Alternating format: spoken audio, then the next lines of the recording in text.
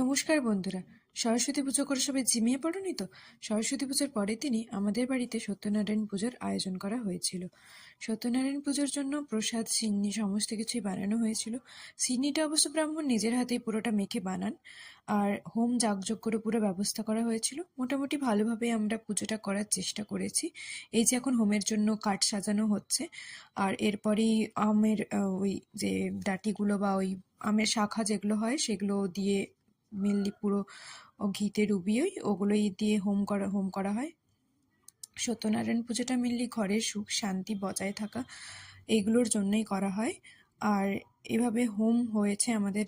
তারপরে হোম শেষ হওয়ার পর ওই কাঠগুলোর পরে ওখানে 28টা বা যার যেরকম থাকে সে অনুযায়ী বেলপাতা দেওয়া হয়, সেগুলো সবই ঘিতে ডুবিয়ে ডুবিয়ে দেয়, ধুনো দেওয়া হয়, আরতি করা হয়।